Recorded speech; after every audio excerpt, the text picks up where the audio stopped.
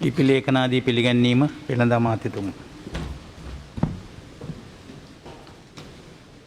කතානායකතුමනි 1979 අංක 40 දන ශ්‍රී ලංකා අපන සංවර්ධන පනතේ 14 වගන්ති යටතේ සෙස් බදු සම්බන්ධයෙන් කාර්මික අපනයන හා ආයෝජන ප්‍රවාදන අමාත්‍යවරයා විසින් සාදර ලදුව 2020 ජූනි 30 දින ඇති අංක 2.1.8.2 ඇලෙයිරක් 2.1 දරන අතිවිශේෂ ගැසට් පත්‍රයේ පළ කරන ලද නියෝගය සහ 1979 අංක 40 දරන ශ්‍රී ලංකා අපන සංවර්ධන පනතේ 1.4 වරහන් තුර 2 වගන්ති යටතේ සෙස් බදු සම්බන්ධ කාර්මික අපනයන හා ආයෝජන ප්‍රවාදන අමාත්‍යවරයා විසින් සාදර ලදුව 2020 ජූනි 30 දින ඇති අංක 2.1.8.2 ඇලෙයිරක් 2.2 දරන අතිවිශේෂ ගැසට් පත්‍රයේ පළ කරන ලද නියෝගය මම ඉදිරිපත් කරමි.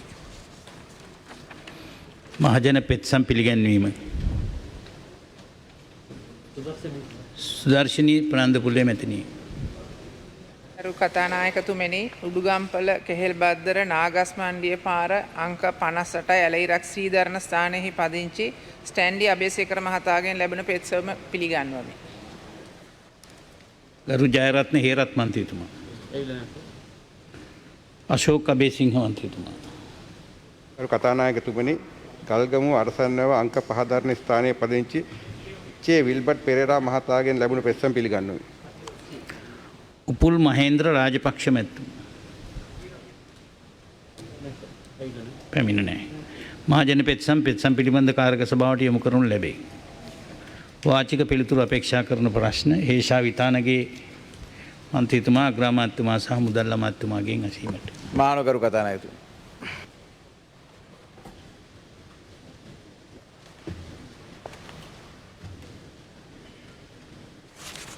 කතානායකතුමනි පිළිතුර A1 වර්ෂය 2015 අත්අඩංගුවටගත් පුද්ගලයන් සංඛ්‍යාව 73444යි.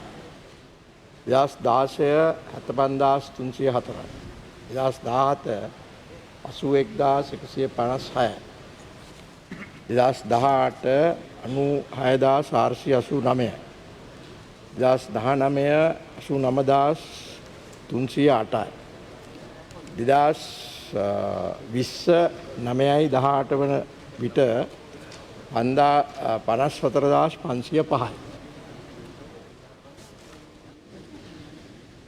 දෙක ශ්‍රී ලංකා පොලිසිය, ශ්‍රී ලංකා රේගුව, සුරාබදු දෙපාර්තමේන්තුව, ශ්‍රී ලංකා නාවික හමුදාව, ශ්‍රී ලංකා ගුවන් හමුදාව, ශ්‍රී ලංකා යුද හමුදාව බන්ධනාගාරය.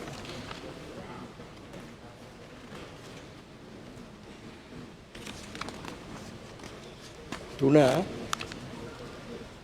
2015යි 2.1 දින සිට 20යි 9/18 වන දින දක්වා එක් ආයතනය මගින් අත්අඩංගුවට ගනු ලැබූ මත්ද්‍රව්‍ය ප්‍රමාණය.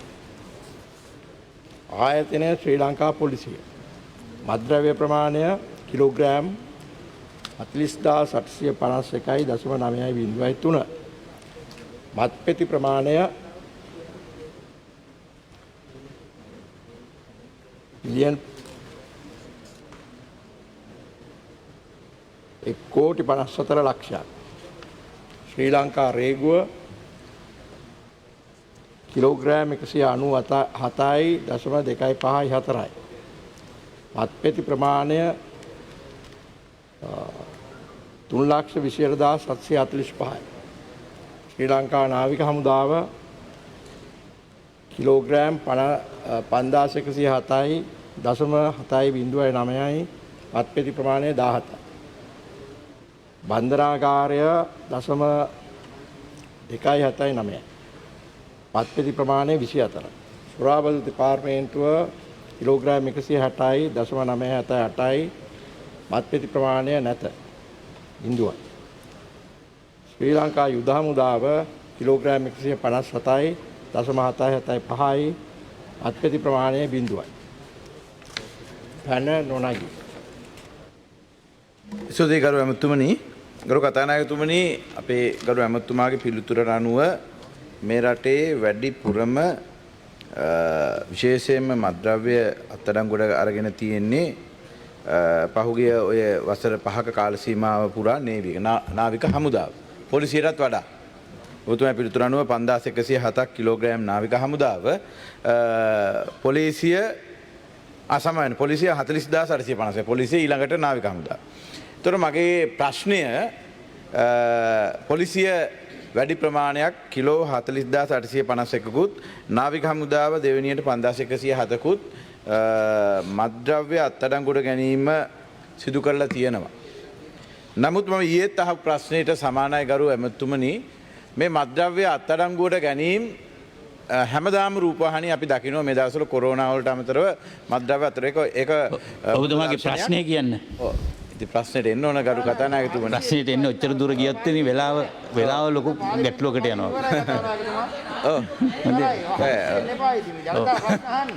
ඔව් ඒ නිසා ඔබතුමා අර බද්දල ගුණවර්ධන ඔබතුමා කිව්ව ගහලා නැහැ. පොඩක් ඉන්න කතානායකතුමා වස්තරෙන් එපා ප්‍රශ්න අහන්න ඉර දෙන්න. ගරු කතානායකතුමනි මගේ ප්‍රශ්නය තමයි මේ අත්අඩංගුවට ගැනීම සිදු කරන ආයතන ඒ ආයතනවල ඉන්න නිලධාරී සහ මේ මත්කුඩු ජාවාරම් කරන ප්‍රධානී අපි කිව්වා ඊයේ දේශපාලනඥයෝ මේකට සම්බන්ධයි මේකට ඉතා විශාල ධනවතුන් මේකට සම්බන්ධයි මේ රටේ අන්න ඒ කණ්ඩායමත් එක්ක මේ ආයතන වල ප්‍රධානීන් අතර යම් සම්බන්ධතාවයක් තියෙනවා කියලා රටේ කතාවක් තියෙනවා මමත් පෞද්ගලිකව ඒක සත්‍යයක් කියලා විශ්වාස කරනවා. එතකොට මේකට අපිට යන්න පිළිවෙලක් මේ වෙනුවෙන් අපිට ගන්න පුළුවන් ගරු ඇමතුමනි පියවරක් විදියට මේ ආයතන වල ඉන්න නිලධාරීන් යම් කිසි කාල සීමාවකට යටත්ව මේක වෙනස් කරන්න. අපි උදාහරණයක් විදිහට මම ආයතන කියන හොඳ නැහැ මේ ප්‍රධානී ඇතුළු මේ ආයතන වල සුළු නිලධාරියා දක්වා අන්න එහෙම ක්‍රමවේදයකට මේ ආයතන පාලනය වෙනවද එහෙම පාලනය කිරීමකට යටත් කිරීමට රජයේ සූදානම්ද මොකද නැත්නම් ඔබතුමාලා කොච්චර උත්සාහ කරත් මේක පාලනය කරන්න බෑ. දැන් ඔබතුමාට ඕන මේ අය දීර්ඝ කාලයක් එක තැනක ඉන්න දෙන්නේ නැතුව කාලෙන් කාට මාරු කරන්න. නෑ ඔබතුමාගේ යෝජනාව බොහොම හොඳ යෝජනාවක් දැන් අපි ඒක ගැන අවධානය යොමු කළා දැනටමත් ඒක කටයුතු කරගෙන යනවා තව ඒ වගේ දේවල් තියෙනවා නම් කිව්වොත් අපි පිළිගන්න ලේසියි. දෙවනි අතුරු ප්‍රශ්න විදිහට මම ගරු ඇමතුමාගෙන් අහනවා මම දන්නේ මේක මාධ්‍යවල පළවෙච්ච එකක් මේක ඊයේ බුද්ධික පතිරණ ඇමතුමාත් ගොනු කරා ඒක සෞඛ්‍ය ඇමතුමියක් ඉන්නවා මේක සෞඛ්‍යයට හිත කරද නැද්ද කියලා දන්නේ ඔබ තුමාලාගේ අමාත්‍ය මණ්ඩලයෙන් අමාත්‍යවරයෙක් ප්‍රකාශයක් කරනවා හොඳ අපනයන ආදායමක් එකතු කරන්න පුළුවන් මේ ගංජා අපනයනය කිරීම තුලින්. එතකොට ඒ ගංජා අපනයනය කිරීම තුලින් ආදායමක් එතුමාගේ යෝජනාවක්ද කැබිනට් එකේ යෝජනාවක්ද එහෙමත් නැත්නම් පෞද්ගලිකව එතුමාගේ අදහසක්ද ඉදිරිපත් කරන්නේ එහෙමත් නැත්නම් බුද්ධික පතිරණ ඇමතුමා කියනවා ගංජා විකුණලාද මේ ආර්ථිකය ශක්තිමත් කරන්න හදන්නේ කියලා. අම දීපු පිළිතුරු වලට නම් ඒක සම්බන්ධ නැහැ. පිළිතුරෙන් මතුවෙන ප්‍රශ්නයක් නෑ. පිළිතුරෙන් පිළිතුරෙන් යම් කිසි දෙයක් පැහැදිලි කර ගැනීමක් වමනා නම් ඒකෙන් ප්‍රශ්නයක් අහන්න පුළුවන්. නමුත් මම ඒකට මොකද්ද ආපහු කියන්න දැන් කෙටියෙන්ම උත්තර දෙන්න. නෑ ගරු ඇමතිවරයෙක් ප්‍රකාශයක් කරනවා මේ ගංජා නීති විරෝධී නෑ කියන අදහස එන්න මේක අපනයන ආදායමක් උපයන්න පුළුවන් දෙයක් අපේ රටට කියලා. මම කියන්න බලන්න. මුතුමරයාගේ නම කියන එක අසාධාරණයි නේ. ඔබතුමාලා ඉස්සරහ පෙළි වාඩි වෙලා ඉන්නේ. වෙළඳ ඇමතුමා. වෙළඳ ඇමතුමා කියන්නේ. වෙළඳ ඇමතුමා කැබිනට් මම හිතන්නේ ප්‍රශ්නේ ඔබතුමා වෙළඳ ඇමතුමාගෙන් තමයි යෝජනා කරන්නේ. මම නම් ඒකට ඉඩ දෙන්නේ නැහැ. ඉතින් ඒක ඇහුවනම් ඉවරයිනේ. නම කියලා මොන හරි කියලා ඇහුවනම් ඉවරයි. හරි උතරින් නවත්තන්න. ඇති. බොමිසුත්.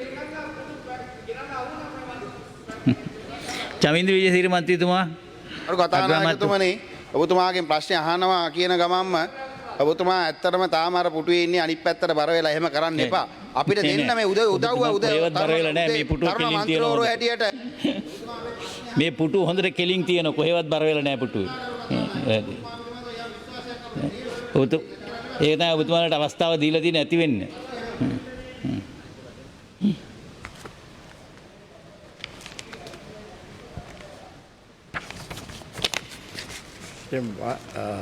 කතානායකතුමනි පිළිතුර A1 දෙදස් 15/1/20/9/18 දින දක්වා සිදු කරන ලද නීති විරෝධී මත්ද්‍රව්‍ය සම්බන්ධ වැටලීම් සංඛ්‍යාව 4,75,985ක්.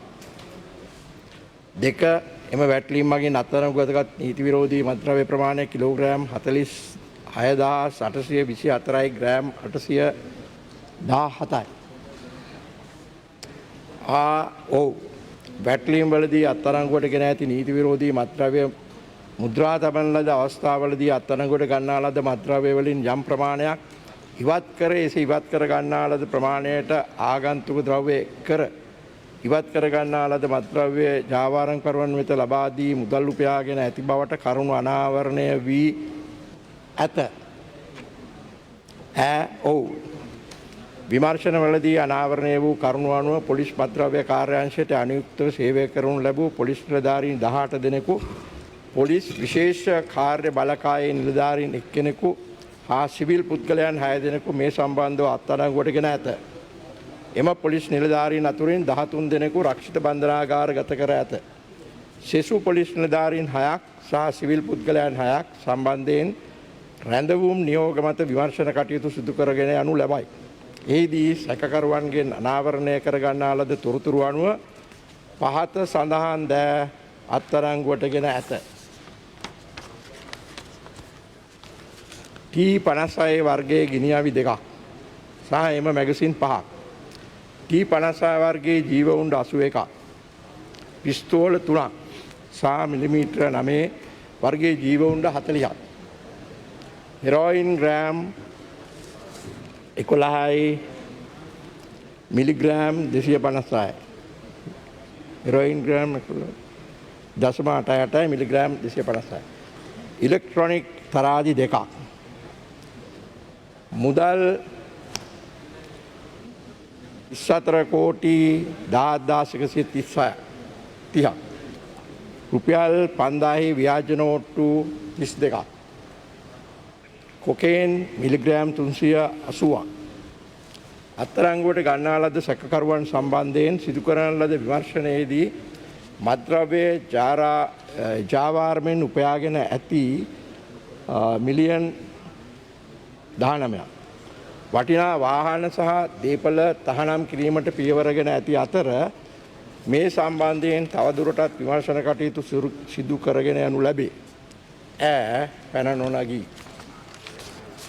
කරු ඇමතුමා ඇත්තරම අපි ඔබතුමාට ගෞරව කරනවා හැමදාම පාර්ලිමේන්තුවට ඇවිල්ලා පක්ෂ විපක්ෂ මන්ත්‍රීවරු අහන ප්‍රශ්නවලට උත්තර දීම පිළිබඳව.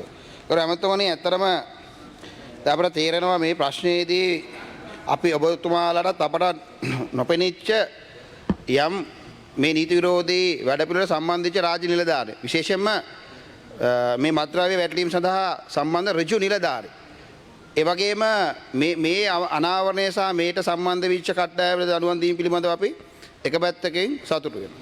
ඒ වගේම අපි යෝජනා කරනවා ගරු ඇමතුමනි අපි දන්නවා මේ හාල්මැස්සෝ තමයි විටින් විට ඇල්ලෙන්නේ. තෝරු මෝරු ඉන්නවා. මේ තෝරු මෝරු අතරේ විශේෂයෙන්ම දේශපාලන වශයෙන් සම්බන්ධ වෙච්ච විවිධ නමගිය ප්‍රසිද්ධ පාර්ලිමේන්තුව තුලත් ඉන්න ඒ කණ්ඩායම ඉන්නවා. මම විශ්වාස කරනවා දැන් අපි එක පැත්තකින් හොයාගලා තියෙන අමාත්‍යාංශයේ පොලිසිය හරහා මේ අදාළ නිලධාරීන් මේ කටයුතු කරනවායි කියන කාරණේ. ඒ වගේම ඒ නිලධාරීන් හරහා ඒ සිද්ධ වෙන සමහර දේවල් අත්අඩංගුවට ගැනීමේදී ඒවා උසාවියට ගිහිල්ලා සීල් තබලා එළියට ගන්නකොට පිටි බවට පත් වෙනවා. ඒක ඉතා කේදෙනිය දෙනවා. මේ පිටි බවට පත් වෙලා ඒවා අතුරුදහන් වෙලා නැවත මේවා සමාජයට මුදාහරින්න සිද්ධ වෙනවා. ඒ මුදාහරින්නෙත් අර ප්‍රබල කණ්ඩායම්. ඉතින් මේ ප්‍රබල කණ්ඩායම් වලට මම යෝජනා කරනවා. ඔබතුමාට මේ කියන සමහර බලවත් දේශපාලන රැකවරණයේ තිබෙන කණ්ඩායම් ඉන්නවා. ඒ සියල්ල ඔබතුමාට සහ මේ ඔබ ආණ්ඩුවට රාත් ගන්න පුළුවන් නම් සහ මුලින්ම මේ රටේ මේ මත්ද්‍රව්‍ය කුඩු විශේෂම කුඩු සහ ඒ මත්ද්‍රව්‍ය අපට අයින් කරන්න පුළුවන්. ඉතින් ඒ සඳහා යම් සාධනීය වැඩපිළිවෙලක් අමාත්‍යාංශය ආරම්භ කරලා තියෙනවා. විශේෂයෙන්ම කියන්න ඕන දැන් මීට පෙර මේ ආකටික් එකේ හිටපු නිලධාරීන් තනිම තමයි මේ කටයුතු ඔක්කොම කරේ. අල්ලනවා, ප්‍රොඩියුස් කරනවා, ඒ සියලු දේවල්. දැන් අපි නාකටික් එක කරන එකට අමතරව පොලිසියේ බුද්ධි අංශය එදා STF එක ඒ වගේ අපරාධ මේ CID එකත් මේ පරීක්ෂණවලදී විමර්ශනවලදී සියලු දෙනා එකතුව මේවා සොයා බලන්න කටයුතු කරලා තියෙනවා. එතකොට අපිට පුළුවන් තරම් හැකි වෙයි අවම කරන්න යම් කෙනෙක් වරදක් කරනවා නම් ඒක මේ නතර කරගන්න. ඉතින් දැන් ඔක්කොම එකට එකතු වෙනවා. දැන් එකතු කරලා තියෙනවා. එතකොට බැරි වෙනවා තනියම එකතැන අවුරුදු අර ඔබ කිව්වා වගේ අවුරුදු ගණන් එකතැන ඉඳගෙන මේවට සම්බන්ධ වෙන්න. ඇමතුමා පෙනී යන්නේ ඇත්තටම අර එක පාර්ශවයක යම් හොඳ නිරීක්ෂණයක් තිබෙනවා. නමුත් අපි යෝජනා කරන අර මේකට මැදිහත් වෙන සම්බන්ධ කරන පාර්ශ්වය සඳහා යම් වැඩපිළිවෙලක් නැහැ කියන කාරණේ දේශපාලනදී. කෙසේද අපගේ දෙවෙනි අතුරු ප්‍රශ්න කරු ඇමතුමනි ඇත්තටම අපේ නිතර මේ මාධ්‍ය තුල දකින්නේ අර කියන මත්ද්‍රව්‍ය වැටලි. ඒ වගේම නැවත වතාවක් මේ මත්ද්‍රව්‍ය නොවි පිටිබවට පත්වමින් එකතු වෙනවා. ඉතින් දැන් මේ කාලය තුළ මහ විශාල විදියට විශේෂයෙන්ම මාධ්‍ය තුළ නිතර දකින්නේ මේ මත්ද්‍රව්‍ය වැටලි. නමුත් අපි දකින්නේ නැහැ අල්ලනවා ඇරෙන්න මේ සඳහා සාධනීය විසඳුමක් මේ ප්‍රධාන පෙළේ වැඩපිළිවෙල. දැන් අපි දැක්කා හෙලිකොප්ටර් මගින් ගිහිල්ලා මේ වැටලීම් කරනවා. විශේෂයෙන්ම අර අපේ මන්ත්‍රීතුමා කිව්වා වගේ හේන් අල්ලනවා. නමුත් ඒ ප්‍රධාන පෙළකට ඇඟිලි ගැහිම සඳහා මම පළවෙනි ප්‍රශ්නෙත් ඇහුවෙත් එහෙමයි. ඒ හඳුනාගෙන තිබෙනවද මෙන්න මේ කණ්ඩායම් කියන එක? ඒ සඳහා යම් හෝඩුවාවන් තියෙනවද? ඒ හෝඩුවාවන් අතර ඉතා ඉක්මනින් මේක අවසන් කරන්න දිනවකවානු සම්බන්ධ යම් කාලාරූපී වැඩසටහනක් අමාත්‍යාංශයෙන් ආරම්භ කළා කියනවාද කියලා දැනගන්න කැමති කරුවන්. අමාත්‍යාංශය යටතේ පොලිසිය සහ හමුදාව අනිකුත් ත්‍රිවිධ හමුදාව සක්‍රිය ලෙස මේ සඳහා යොදවලා තියෙනවා. ඒ වගේම ඔය උඩු පිටි වෙනවා අරක්කු වතුර වෙනවා මේවා ඉතින් මේක අල්ලලා දෙන්නේ පොලිසියෙන් හරි සුරාපත් දෙපාර්තමේන්තුව. ඒවා ගවර්න්මන්ට් ඇනලිස්ට්ගෙන් තමයි ඊළඟට උසාවියට ඉදිරිපත් වෙන්නේ. ඉතින් ඒ නිසා මේක මේ කවුද දැන් එතන දෙපාර්තමේන්තුවෙත් කීප දෙනෙක් මම හිතන්නේ අරගෙන තියෙනවා. ඒ වගේම මහා පරිමාණයේ කරන විශාල පිරිසක් දැන් රිමාන්ඩ් බාරේ තවත් අය හඳුනාගෙන තියෙනවා අල්ලගන්න තියෙනවා. ඒකට ඒවට අවශ්‍ය වෙනවා ජනතාවගේ සහයෝගය අවශ්‍ය තොරතුරු ඒ පුද්ගලයන් පිළිබඳව ලබා දෙන්න. ඒ වගේම දැන් මේ මත්කුඩු මුහුදෙන් එනවනම් බෝට්ටු හරහා දැන් ලංකාව වටේම ත්‍රිවිධ හමුදාව යොදලා තියෙනවා ඒ බෝට්ටු එන තැන් ආවරණය කරන්න. ඉතින් මම හිතන්නේ ඉස්සරහට මහා පරිමාණයෙන් ලංකාවට එන ප්‍රමාණයන් අපට යම් කිසි පාලනයක් ඇති කරගන්න පුළුවන් වෙයි. ඒ නිසා ඔබතුමා ගැන මට පේනවා හොඳට මේ පිළිබඳව දැනුවත්කමක් තිබෙන විදිය. ඒ නිසා ඔබතුමාට පුළුවන් සහයෝගය දෙන්න ඒ තොරතුරු රහසිගතව අපට ලබා දෙන්න.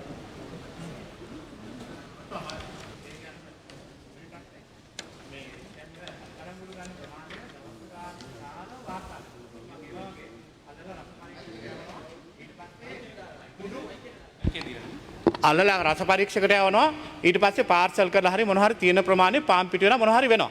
ඉතින් මේ ගැන සමාජයේ තියෙන ලොකුම සැකය තමයි අත්අඩංගුවට ගන්න ඒ කුඩු හෝ මත්ද්‍රව්‍ය අහපව් සමාජගත වෙනවා කියලා වෙනත් විදිහකින්. ඉතින් ඒක සැක කරනවා දැන් පහුගිය දවස්වල සිද්ධ වෙච්ච දේවල් වලින්. ඔබතුමාට බැරිද මගේ ප්‍රශ්නය මේවා අත්අඩංගුවට ගත්තට පස්සේ යම් ආකාරයක සහතික කරගැනීමෙන් අනතුරු අධිකරණයෙන් හෝ රස පරීක්ෂකෙන් හෝ සහතික කරගත්ත පස්සේ වහාම මේවා නඩු භාණ්ඩ වගේ තියාගන්නේ නැතුව වහා විනාශ කරන්න බැරිද? ඒක සමාජයට පේන්න. මෙන්න අත්අඩංගුවට ගත්තා මේ ප්‍රමාණය විනාශ කරා. නැත්තම් වෙන්නේ අල්ලනවා කිලෝ 100ක් ඇල්ලුවයි කියනවා ආයෙ සතියකට පස්සේ තව 200ක් ඇල්ලුවයි කියනවා. ඉතින් මිනිස්සු හිතනවා එකම තොගේ මේ එන්නේ කියලා. ඉතින් ඔබතුමාට බැරිද ඒ වගේ නීත්‍යානුකූලව සහතික කරගත්තට පස්සේ කෙටි දවසකින් මෙයා සමාජයට පේන්න විනාශ කරලා දැම්මා නම් මිනිස්සු අර සැකේ තියාගන්නේ නැහැ. ඉතින් ඒ යෝජනාව ඔබතුමාට කරන්න කැමතියි. දැයි ඒ අතුරු ප්‍රශ්න තුන්වෙනි අතුරු ප්‍රශ්නය බොහොම හොඳයි. දැන් අපි ඒක පිළිබඳවත් අවධානය යොමු කරපු නිසා තමයි දැන් එක අංශයක් විසින් යම් කිසි දෙයක් අත්අඩංගුවට ගන්නවා නම් අනිකුත් අංශත් CID එක තොරතුරු බුද්ධි අංශය STF එක මේ සියලුම නිලධාරීන් එකට එකතු වෙලා මේවා පිළිබඳව දැන් අල්ලගත්තන් පස්සේ කොපමණ ප්‍රමාණයක් ගත්තද ඒවා සීල් කිරීම එක එක්කෙනාගේ සාක්කු වලට යෑම නතර කරන්න ඒ අවශ්‍ය පියවර අරන් තියෙන එකම කණ්ඩායමකට සිදු නොකරන්න. ඒ වගේම අනිකුත් ප්‍රශ්නය එවල දැන් නඩුවක් උසාවියට ප්‍රොඩියුස් කරන්න යම් කිසි ප්‍රමාණයක් තියෙනවනේ. ඒකට ඉතුරු ටික විනාශ කරන්න පුළුවන්ද කියන පිළිබඳව මම හිතන්නේ නීති අපේ අධිකරණ ඇමතුමාට අවරලා ක්‍රමවේදයක් සොයන්න. සමහරලාට ගිනි තියන්න දුන්නොත් එතනින්ම යන්න පුළුවන් සමහර ඒවා. බලමු. ක්‍රමවේදයක් හද. බොහොම ස්තුතියි බුද්ධික පතිරණ මන්ත්‍රීතුමා අග්‍රාමාත්‍යතුමා සහ මුදල් අමාත්‍යතුමාගෙන් ඇසීමට. මම අහනවා ගරු කතානායකතුමනි සති දෙකක් අල්ලිලන. සති දෙකක්.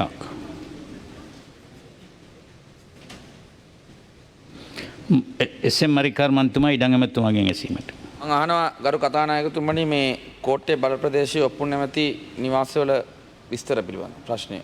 ගරු කතානායකතුමනි මේ විස්තර ගොඩක් ගන්න තියෙනවා. ඒ නිසා සති දෙකකට මම කාලය ඉල්ලනවා.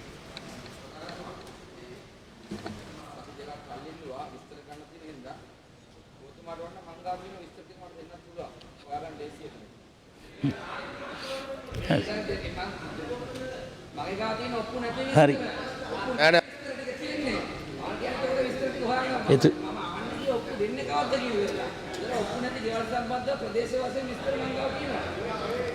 නෑ මරිකාර් මන්ත්‍රීතුමා. එතුමා නිල වශයෙන් අරගෙන එපා කියන්න. මම වරදක් නෙමෙයි කිව්වේ. මගේ ප්‍රශ්නේ තියෙන්නේ ඔප්පු ලබා දෙන්න කවද්ද කියලානේ. එතකොට විස්තර හොයන්න තියෙනවා නම් දැන් මගේ ගාවත් විස්තර තියෙනවා. කොට්ටාස වශයෙන් කෑලි 4කට මේ කට්ටි සැලසුම් තියෙන ඒවා නැති ඒවා ඒ තිබිලා ඔප්පු දුන්නු ඒවා කොටස් වශයෙන් ඉතුරුලා තියෙනවා. මට ඔබතුමාට මේ උදව්වක් විදිහට මේ ටික ලබා දෙන්න පුළුවන් කියලා කියන්නේ. හරි. ඒ ටිකක් දෙන්න මම බලලා සති දෙකෙන් උත්තරේ දෙන්න හරියට. බොහොම ස්තුතියි. ගරු සිවඥානම් ශ්‍රීතරන් මන්ත්‍රීතුමා අධ්‍යාපන ඇමතුමාගෙන් ඇසීමට.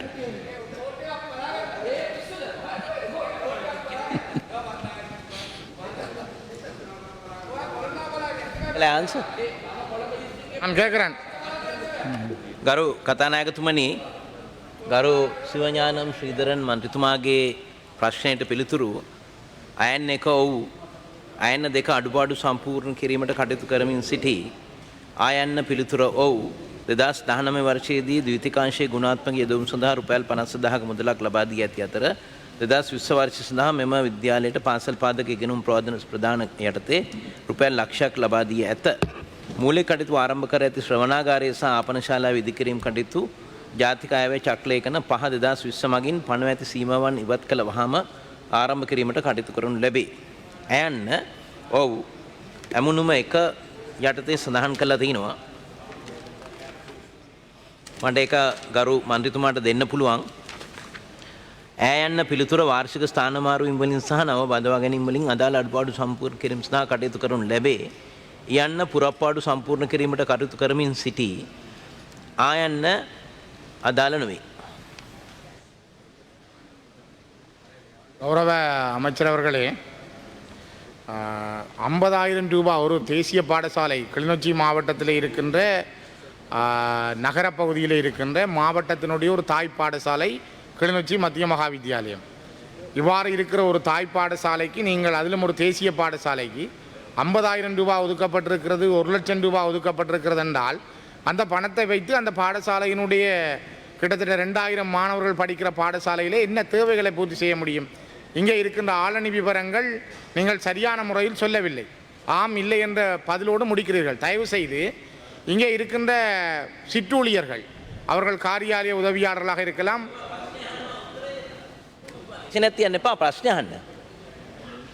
கேள்வி அதுதான், நீங்கள் சொன்ன விடைகள் திருப்தி இல்லாதவை. 1 லட்சமும் 50,000 ரூபாயும் 1 லட்சம் ரூபாயும் 50,000 ரூபாயும் அந்த பாடசாலைக்கு பொருத்தமற்றது.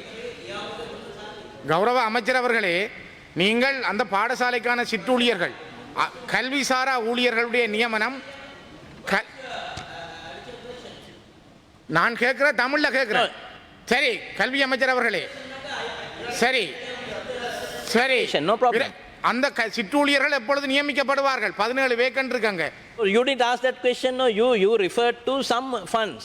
Now you are talking about non-academic staff. கேள்வியை பாருங்கள். கல்விசாரா பாடசாலையில்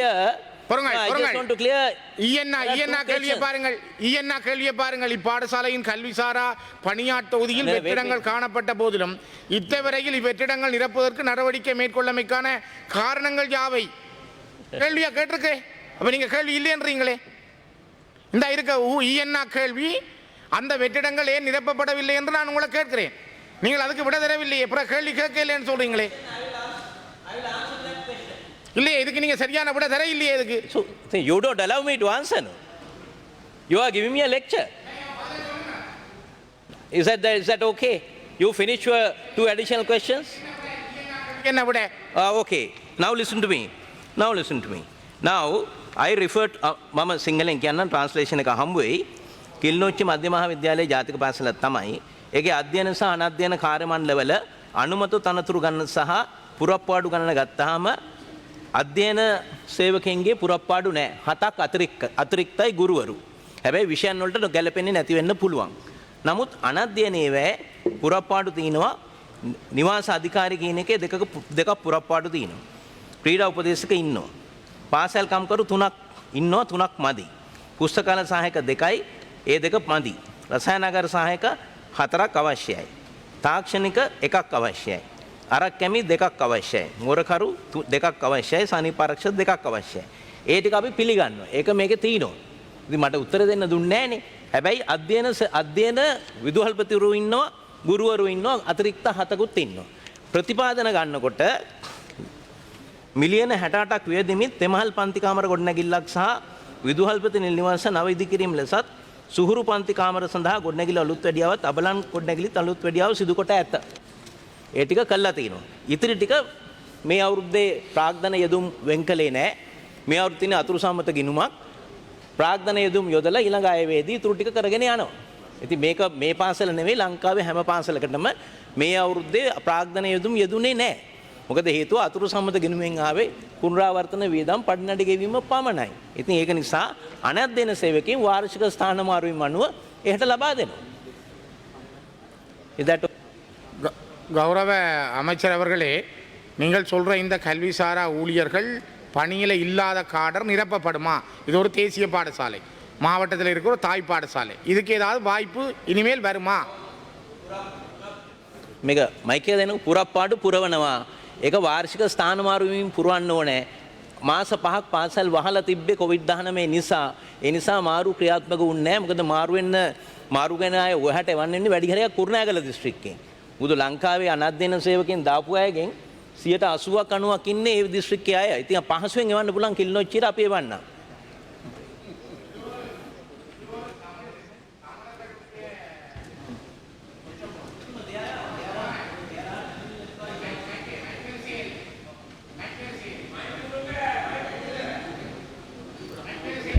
ஸ்ரீதரன் மந்திமா கௌரவ சபாநாயகர் அவர்களே, கிளிநொச்சியில் இருக்கிற ஒரு பாடசாலைக்கு குருநாகலில் இருந்து தான் ஊழியர்கள் வர வேணும் என்று அமைச்சர் சொல்கிறேன்டால், இப்போ கிளிநொச்சியில் இருக்கிறவர்களுக்கு என்ன வேலை? තේරුම් ගන්න. ඔබතුමා තේරුම් ගන්න මේ සේවක සංඛ්‍යා සම්පූර්ණ කරලා තියෙන්නේ. පහුගිය පාලන කාලයේදී සේවකයෝ ඔක්කොම බඳවාගෙන තින්නේ. එතකොට ගෞරව அமைச்சர் அவர்களே අහගන්නකෝ எனக்கு ஒரு நிமிஷம் தாங்க. පොඩ්ඩක් ඉන්න. ඉතින් මං අහන ප්‍රශ්න උත්තර දෙන්න එපා. ඔබතුමාට ඊළඟ ප්‍රශ්නේ අහන්න නැත්නම් අහන්න බෑනේ.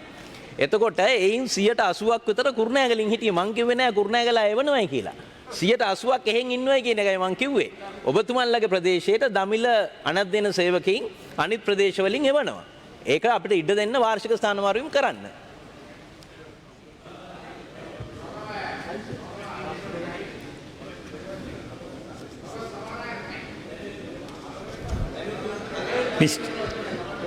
மிஸ்டர் ஸ்ரீதரன், யா. கௌரவ அமைச்சர் அவர்களே, நீங்கள் சொல்றது இடமாற்றத்தில் அனுப்பி வைப்போம் என்று தான் சொல்றீங்க. ஆனால் இடமாற்றத்தில் வார என்றால் எங்கே இருந்து வருவார்கள்? தென்பகுதியில் இருந்து வர்ற என்றால் அவர்கள் சிங்கள மொழி பேசுகிறவர்களாக இருப்பார்கள். 100% தமிழ் பிள்ளைகள் படிக்கிற පොඩක් ඉන්න කියන්නේ මම කිව්වේ දමිළ භාෂාව කතා කරන අය තමයි එවන්නේ කියලා. ஏன் அந்த மாவட்டத்தில் இருக்கிறவர்களுக்கு நீங்கள் ஒரு முன்னுரிமை கொடுக்க முடியாது? இந்த நியமனங்கள்லையாவது ஒரு யுத்தத்தால் பாதிக்கப்பட்ட அந்த மாவட்டம். පොඩක් ඉන්න. ඒක ඔබතුමා අහන්න තිබුණේ ඒ කාලේ. ඒ කාලේ අහන්න තිබුණේ ඔක්කොම පුරවන කොටයි මේ කුරුණෑගලින් විතරක් දාන්න කියලා. අපි හරියට කරන්න. கௌரவ அமைச்சர் அவர்களே, இது அந்த காலம் இந்த காலம் என்பதல்ல. அது அந்த காலம் இந்த காலம் என்று நீங்கள் சாட்டி சொல்லக்கூடாது. நீங்கள் இப்பொழுது அமைச்சர் என்றால் நீதியின் அடிப்படையில் நியமனம் வழங்குறதுக்கு நீங்கள் தயாராகணும். நீங்கள் அந்த காலம் ඒක තමයි කිව්වේ. විනාඩි 10ක් ගත්ත මේ ප්‍රශ්නේ. වන්නම් කියලා දමිළ භාෂාව කතා කරන අනධ්‍යයන සේවකයෙකුව. ඕ කිරියල්ල කිරියල්ල දවස්වල ගරු කතානායකතුමනි ගරු කතානායකතුමනි මේ ශිෂ්‍යත්ව විභාගයට ප්‍රශ්නයක් තියෙනවා අනිද්දා. ශිෂ්‍යත්ව විභාග ගැන ප්‍රශ්න කියන්නේ ගම්පහ දිස්ත්‍රික්කයේ ශිෂ්‍යත්වය ඉගෙන ගන්න ළමයි දැන් ඒගොල්ලෝ ඉන්නේ ගම්පහ ඉගෙන ගන්නේ කොළඹ. එතකොට ඒගොල්ලෝ නෑ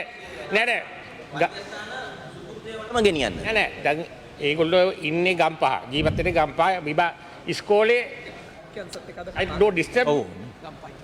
I'm asking a question. හරි. ඒකට දැනට සාකච්ඡාවක් යනවා මාත්.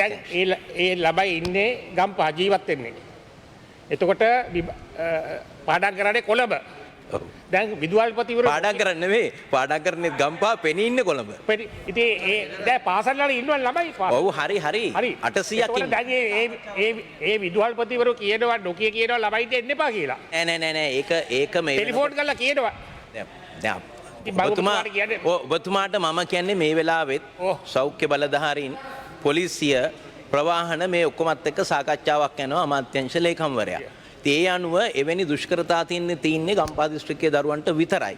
ඒගොල්ලන්ට මේ ප්‍රශ්නය ඒගොල්ලන්ට අසාධාරණ නොවන ආකාරයේ විසඳන්න දැන් සාකච්ඡා කරගෙන යනවා. ඒක ප්‍රශ්නයක් වෙන්නේ නැහැ. ඒ ළමයින්ට ගම්පහ විභාගෙට ඉඳ ගන්න අවස්ථාවක් ලබා දෙන්න පුළුවන්. ඒ ගැන දැන් සාකච්ඡා කරගෙන යනවා. Right. Thank you. Here, Mr. Sridharan, you took 10 minutes for this question. Yeah.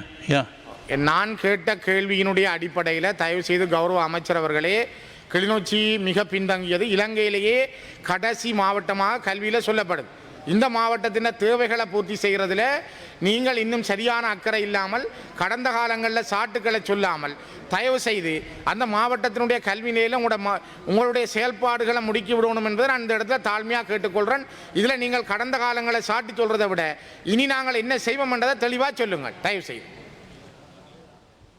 නෑ ඉදිරියට කරන දේ තමයි මම කිව්වේ දමිළ භාෂාව කතා කරන අනධ්‍යයන සේවකයින් පාසල් ආරම්භ වෙනකොට වාර්ෂික ස්ථානමාරු විමර්ථය ඒ පාසලට ලබා දෙනවා. ওই පාසල ගැන මම දන්නවා.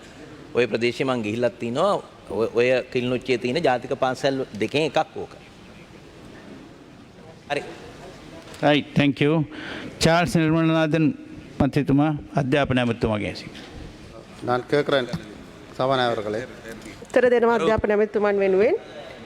ප්‍රශ්නය පළවෙනි ප්‍රශ්නය ඔව් අංක 201 තලෙයිමන්නාරම පාර මන්නාරම ලිපිණයේ පිහිටි ප්‍රොවින්ෂල් ඉංග්ලිෂ් සපෝට් සෙන්ටර් කියන ඒ ගොඩනැගිල්ලේ බදු පදනම මත මෙම ආයතනය පවත්වාගෙන යනු ලබයි.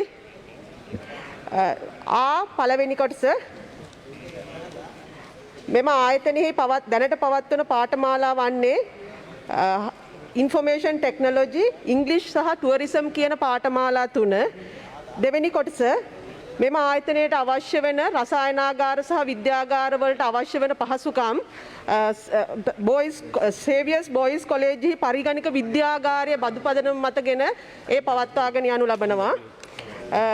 ඊළඟ ප්‍රශ්නයේ 3 වෙනි කොටස බදු පදනම මත ලබාගෙන ඇති ගොඩනැගිල්ලේ පහසුකම් නොමැති නිසා තවත් පාඨමාලා පවත්වා ගැනීම හෝ වැඩි කිරීමේ අපහසුතාවය තිබෙනවා. ඇයන්න පිළිතුර ඔව් නොවැම්බර් මාසයේ මෙම අවුරුද්දේ ඉදිකිරීම් කටයුතු ආරම්භ කරනවා. ආයන්න අදාළ නොවේ. நன்றி. ஹெட்ஃபோன் அமெத்தமான ஹெட்ஃபோன் එක தான் ஹெட்செட் එක தான். நன்றி கௌரவ அமைச்சர் அவர்களே. இந்த HND நிறுவனத்தின் மூலம் நான் நினைக்கின்றேன் மன்னார் மாவட்டத்தில் ஆரம்பிக்கப்பட்ட முதலாவது உயர்கல்வி அமைச்சினுடைய நிறுவனமாக இது இருக்கிறது. இந்த நிறுவனம் ஆரம்பிக்கப்பட்டு 3 வருடங்கள் முடிந்து தற்பொழுது நீங்கள் கூறியிருக்கிறீர்கள் நவம்பர் மாதத்தில் இந்த இதுக்குரிய நிரந்தர கட்டடம் ஆரம்பிக்கப்படும் என்று. அந்த நிரந்தர கட்டடம் ஆரம்பிக்கப்படுவதற்குரிய நிதிகள் அது ஒதுக்கப்பட்டு விட்டதா அல்லது இனி வருகின்ற வரவு செலவு திட்டத்தில் தான் அந்த நிதிகள் ஒதுக்கப்படுமா என்றதை நான் கேட்க விரும்புகிறேன். ඔව් ඒට ලබා තිබූ ආධාර මත තමයි ඒ ගොඩනැගෙන්නේ. ඒ සඳහා අවශ්‍ය වූ ටෙන්ඩර් අපි යොදලා තියෙනවා. ඒ සඳහා පිළිගන්වන්න. ඒ අනුව ඔක්තෝබර් මාසයේ කටයුතු නිම වුණාට පස්සේ මේ වසරේ නොවැම්බර් මාසයේ ආරම්භ කර හැකි. ඒට වෙන් කර තිබූ මුදල් වලින් ඒ සිදු කරනවා ඒ ලෝක බැංකුව ආධාර මත. நன்றி கௌரவ அமைச்சர் அவர்களே. இரண்டாவது மேலதிக கேள்வி, இந்த HND நிறுவனத்தின் மூலம் கடந்த சில மாதங்களுக்கு முன்பு இங்கிலீஷ் டிப்ளோமா முடித்தவர்கள் கிட்டத்தட்ட 28 பேர் ஆசிரியர் நியமனத்திற்காக எதிர்பார்த்திருக்கிறார்கள். அந்த ஆசிரியர் வெற்றிடங்களை நிரப்புவது வடமாகாண ஆளுநர். ஆகவே நான் கௌரவ அமைச்சரிடம் கேட்க விரும்புவது, வடமாகாண ஆளுநரிடம் ஆலோசனை வழங்கி அந்த HND இங்கிலீஷ் கற்க நெருகை முடித்தவர்களை ஆசிரியர்களாக நியமிப்பதற்கு நடவடிக்கை எடுக்க முடியுமா என்று நான் கேட்க விரும்புகிறேன். ඒ සඳහා අවශ්‍ය කටයුත්තක් තිබෙනවා නම් අපේ උපරිම සහාය දෙන්නම්. ආණ්ඩුකාරතුමාට අවශ්‍ය ලියකියවිලි හෝ අය අවශ්‍ය උපදෙස් අපෙන් ලබා දෙන්න ඕනේ තොරතුරු නැත්නම් ඒ ගැන සඳහන් කරන්න ඔබතුමා. මා ඒ සඳහා ඒ අවශ්‍ය කටයුතු සූදානම් කරලා දෙන්නම් අධ්‍යාපන අමාත්‍යාංශ උසස් අධ්‍යාපන අමාත්‍යාංශය හරහා. නමුත් ඒ ආණ්ඩුකාරතුමා සහ ඒ අදාළ කටයුතු අයත් වන්නේ ඒ ආයතනයට. නමුත් ඒට සඳහා අවශ්‍ය දරුවන් වෙනුවෙන් ඕනෑම උදව්වක් කරන්න කටයුතු සූදානම් කරන්න. ඒ සඳහා අවශ්‍ය තොරතුරු ලබා දෙන්න. ස්තුතියි. Thank you. මොහමඩ් මුසාමෙල් මන්ත්‍රීතුමා වෙළඳැමතුමාගේ සූත්‍රය. අහනවා කතානායකතුමනි. ඔයතුමා සභාගත කළොත් ඇති. ගරු කතානායකතුමනි, සතිය දෙකක් අල්ලිලා තියෙනවා. ගරු වේලු කුමාර මන්ත්‍රීතුමා. ගරු කතානායකතුමනි ආනව ප්‍රශ්නය. ගරු කතානායකතුමනි, සතිය දෙකක් අල්ලිලා යනවා.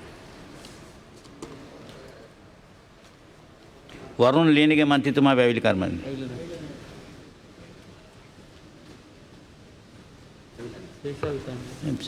හේෂා විතානගේ මන්ත්‍රීතුමා ප්‍රවාහන මන්ත්‍රීතුමා ගැසීම. ආහන කරු කතානායකතුමා.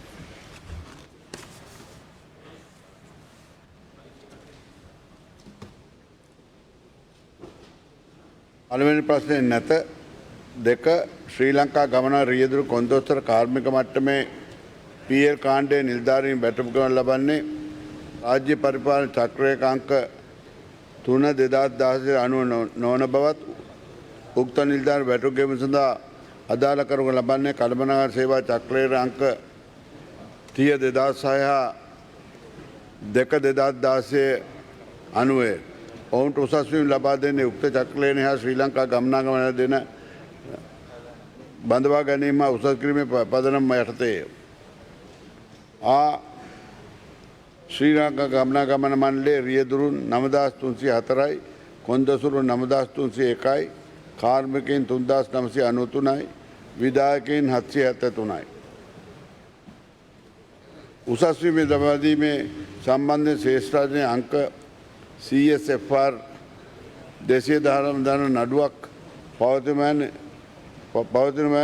සහ අධිකරණයේ විභාගයේ බාධන මේ අවස්ථාවේ උසස් වී ලබා දු තාරිකව අත්හිටුවා ඇත. අදාළ නැත රෝමන් 5 කාර්ය මණ්ඩල සේවක වැටුප් රාජ්‍ය ප්‍රම චක්‍රලේඛන 2/16 අනුව අකසා නොමැති අතර අධිකරණයේ නඩුවක් පවතින දැට උසස් වීම ලබා දීම සිදු නොකරන අතර ඒ සඳහා අදාළ කරගත්තු කළමනා සේවා චක්‍රයේ අංක 30/2006 2/2016 බදවා ගැන උසස් කිරීමේ පරිපාටි අනුවයි. අදාළ නැත. ස්තුතිකරු ඇමතුමනි, ඔබතුමාගෙන් මම ඇහුවේ ලංකා ගමනාගමන මණ්ඩලයේ සේවකයන් නිලධාරීන් පත්වෙන ක්‍රමවේදය උසස් වෙන ක්‍රමවේදය පිළිබඳ යම් අදහසක් ගන්න. ගරු කතානායකතුමනි, ඔබතුමත් එකඟ වෙයි මේ රටේ සම්ප්‍රදායක් නිර්මාණය වෙලා තියෙනවා. රජයක් නැතන් ආණ්ඩුවක් වෙනස් වෙනකොට ඡන්ද ප්‍රතිඵල නිකුත් වෙලා ඉවර වෙනකොටම මේ ආයතනයේ ඩිපෝ අධිකාරිවරයා නිකම්ම වෙනස් වෙනවා. කියන්නේ ප්‍රතිඵල එනකොට පත්වීමක් දැන් ඉස්සෙල්ලා කොන්දොස්තර මහත්තයෙක් හරි රියදුරු මහත්තයෙක් හරි ඇවිල්ලා බොහෝ තැන්වල ඩිපෝ අධිකාරී විදියට පත් වෙනවා. එතකොට මේක ඉතිහාසයේ පුරාණ සම්ප්‍රදායක්. අපි දකින සමහර කාලට ඉටිකොල පාට ඉටිකොල මේ ඩිපෝ භූමියේ අදිනවා. එතකොට ලංකා ගමනාගමන මණ්ඩලය කියන්නේ දේශපාලන පක්ෂවල පක්ෂ කාර්යාලය බවට පත් වෙන මැතිවරණ කාලයේදී. එතකොට ගරු කතානායකතුමනි මම අහන ඔබතුමාගෙන් මේක තවමත් වෙනවා. මේ මැතිවරණ ප්‍රතිඵලෙන් පස්සෙත් වුණා. ඔබ ගරු ඇමතුමාගෙන් අහනවා මේක ඉදිරියටත් වීම නතර කරගන්න යම් ක්‍රමවේදයක් තියෙනවා නැත්නම් තවදුරටත් මේ රටේ කොන්දොස්තර මහත්තයෙක් හරි ඊදුරු මහත්තයෙක් හරිම ඩිපෝවේ කළමනාකරු විදියට පත්වීම ඉදිරියටත් වෙනවද කියලා දැනගන්න කැමතියි. මම හිතන්නේ සුදුසුකම් නැතුව මෙන් ඉදිරියට වෙන්නේ නැහැ. අත්වීම් ක්‍රමවේදයක් එහෙම තියෙනවද කියන එක තමයි මම ප්‍රශ්න කරලා තිබුණේ. මොල්ලකක් තියෙනවා ඒ අනුව ක්‍රියා කරන්න. ඒක යම්කිසි නීතිමය ක්‍රියාමාර්ගය අනුව ක්‍රියා කරන්න ඒකත් කරන්න බෑ දැන් අධිකරණ නඩුවක් තියෙනවා නඩුව අවසන් වෙනකම්. මගේ දෙවෙනි අතුරු ප්‍රශ්නය ඔබතුමා මං හිතන්නේ මේකට සාධාරණ උත්තරයක් ලබා දෙයි. ඉතිහාසයේ පූර්වාදර්ශන ඕනෑ තරම් තියෙනවා මේ ලංකා ගමනාගමන මණ්ඩලයේ බස් අවභාවිතාවම සම්බන්ධ. ඒ බස් අවභාවිතාවම සම්බන්ධව කරු කතානායකතුමනි නඩු තියෙනවා එක මාධ්‍ය ප්‍රකාශ පළ වුණා. යහපාලන ආණ්ඩුව පාලනය කරපු ආණ්ඩුවේ යම් නිවැරදි තැනකට පූර්වාදර්ශය ලබා දුන්න මේ බස් මුදල් ගෙවා පමණක් ලබා ගන්න කියලා. මම විශ්වාස කරනවා මුදල් නොගෙවා ණයට බස් අරගෙන කටයුතු කරේ නැහැ මේ අපේ ඇමතුමත් ඉන්නවා. ඉතිහාසයේ වෙච්ච පාඩුවේ මුදල් ලබා ගැනීම අධිකරණ ක්‍රියාමාර්ග ගත්තා හරි නැතා හරි ඒව උනේ නැහැ.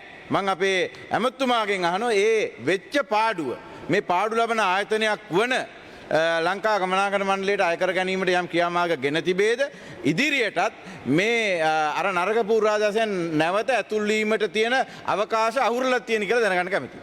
දැනට අපිට කරන්න පුළුවන් ඔඩිට් එකකින් පෙන්වනවා අය කිරීමට තියෙනවා කියලා නීතියානුකූලව එක අය කරන්න පුළුවන්.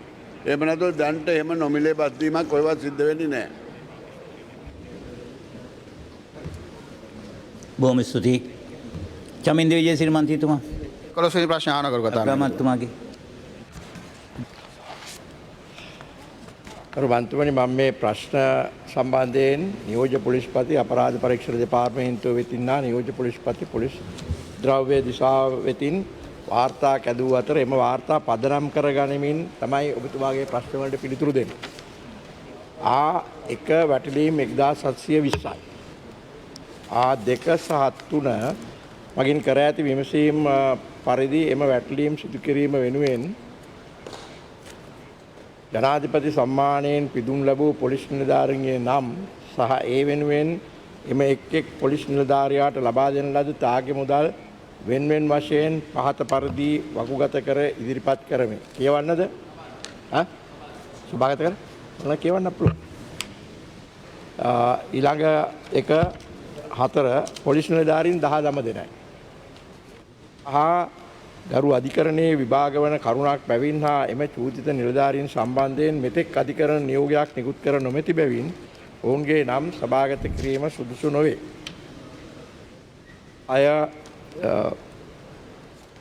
පොලිස් නිලධාරීන් අතුරින් නිලධාරීන් 13කු රක්ෂිත බන්ධනාගාරගත කර ඇති අතර සිසු පොලිස් නිලධාරීන් 6 දෙනා රැඳවුම් නියෝග මත තබා ගනිමින් විමර්ශන කටයුතු සිදු කරගෙන ලබයි. මෙම විමර්ශනයට අදාළව කොළඹ ප්‍රධාන මහේස්ත්‍රාත් අධිකරණ නඩු අංක B 5602යි ඇල ඉරක් 1 ඇල ඉරක් 20 යටතේ අධිකරණය වෙත කරුණු වාර්තා කර ඇති අතර අදාළ නඩු 20යි 10යි 12 වන දින නැවත කැඳවීමට නියමිතව ඇත. ඒ දෙක මෙම අත්අඩංගුවට ගන්නා ලද සැකකරුවන් විසින් මත්ද්‍රව්‍ය ජාවාරමෙන් උපයාගෙන ඇති රුපියල් මිලියන 19ක් වටිනා වාහන සහ දේපල මුදල් විසුද්ධීකරණ පනත යටතේ තහනම් කර ඇති අතර ඒ සම්බන්ධයෙන් කොළඹ ප්‍රධාන මහේස්ත්‍රාත් අධිකරණ අංක 1 නඩු අංක 36128 ඇල ඉරක් 1 ඇල ඉරක් 20 යටතේ ගරු අධිකරණය වෙත කරුණු වාර්තා කර ඇත.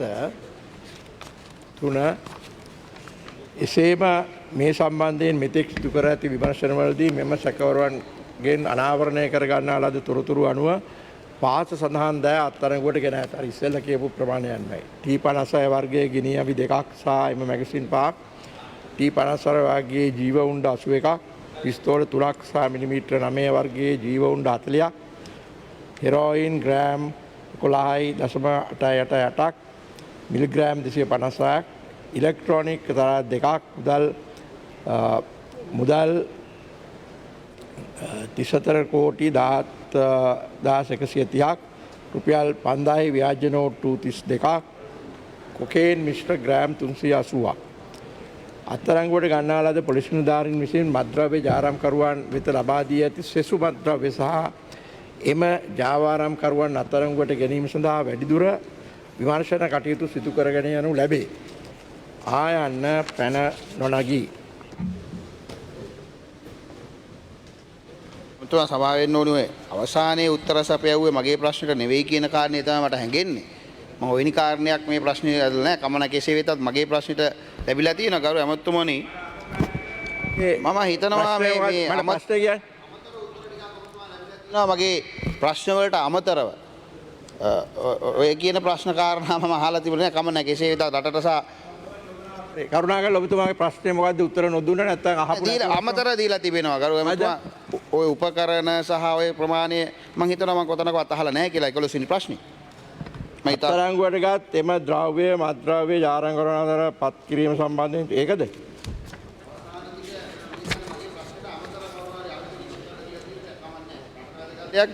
මම මගේ අතුරු ප්‍රශ්නේ අහන්නම් ගරු ඇමතුමා.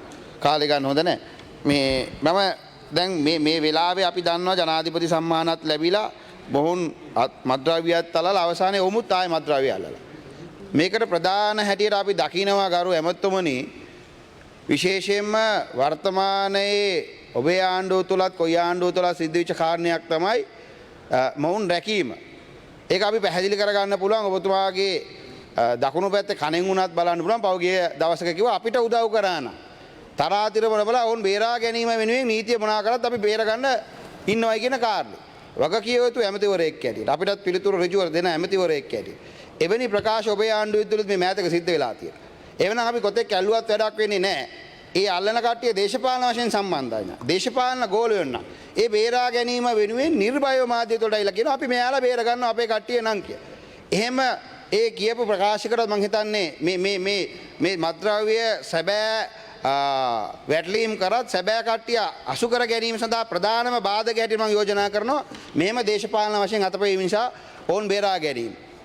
ඒකට මට පිළිතුරක් දෙන්න කරමු. මට කරුණා කරලා කියන්නේ එහෙම බේරගත්ත කවුද කියලා බේරගත්ත? කාරණේ කියනවා ගරු ඇමතුමනි දකුණු කණෙන් වෙන්න තෑ කියලා. කියන්නේ එහෙම මේ ඔය අපේ ජොන්සන් ප්‍රනාන්දු අපේ සභානායකතුමාම කියලා තියෙනවා.